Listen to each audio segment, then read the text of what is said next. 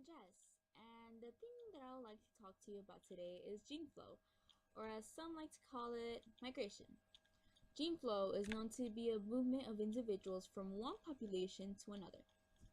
For example, if a species migrates to another location with similar characteristics as where it used to live, the composition of the gene pool will change as the species interbreeds with other species.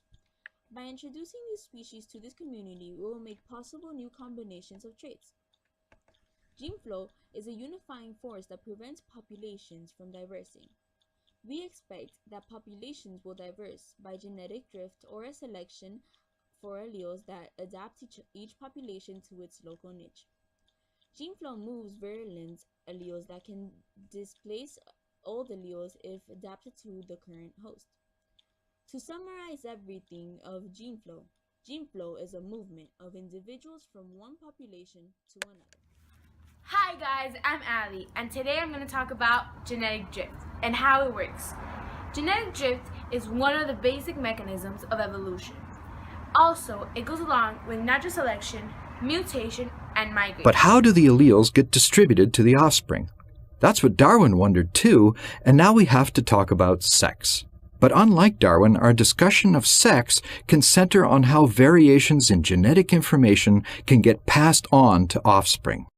In the process of making the sperm cells and egg cells used in sexual reproduction, a huge amount of genetic recombination occurs, a kind of reshuffling of the genetic deck.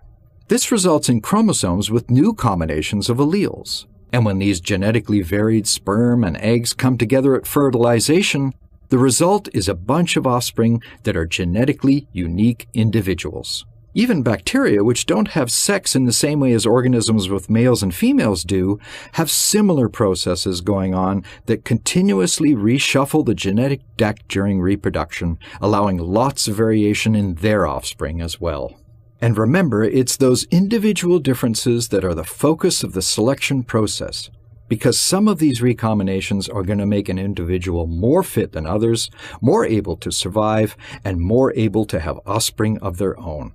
And that's where natural selection comes in, selecting against the non-viable and less fit individuals. Or on the flip side, selecting for the individuals that are more viable, more fit. That's the idea behind the survival of the fitter. So we've seen how sexual reproduction can lead to tons of individual variation within a population, and how populations will change over time as a result of natural selection.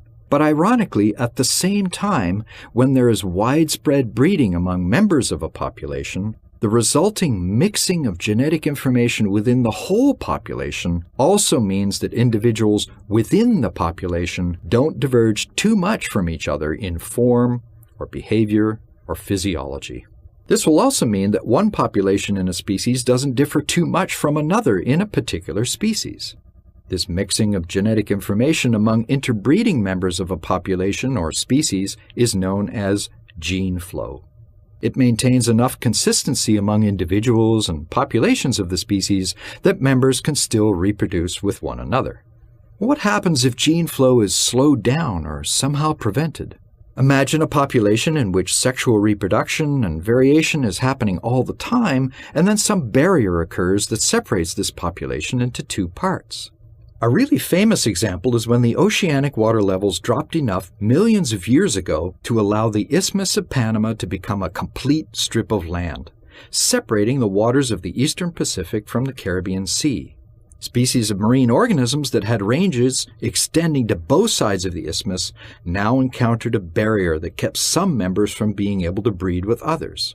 However, individuals on either side of the barrier continued to reproduce among themselves and continued to have variable offspring that were selected for or against. But each of the subpopulations continued to do that without the influence of the genes in the subpopulation on the other side of the isthmus barrier. Therefore, we now have what is called a restriction of gene flow between the two separated groups. What had once been a single interbreeding population has become two separate populations without gene flow between them because of the barrier. Scientists know of many examples of marine species on one side of the Isthmus of Panama that have as their closest relatives a second, sister species on the other side of this important barrier. These related pairs of species even have a special name, geminate species, from the same ancient Latin root as in Gemini, or twin.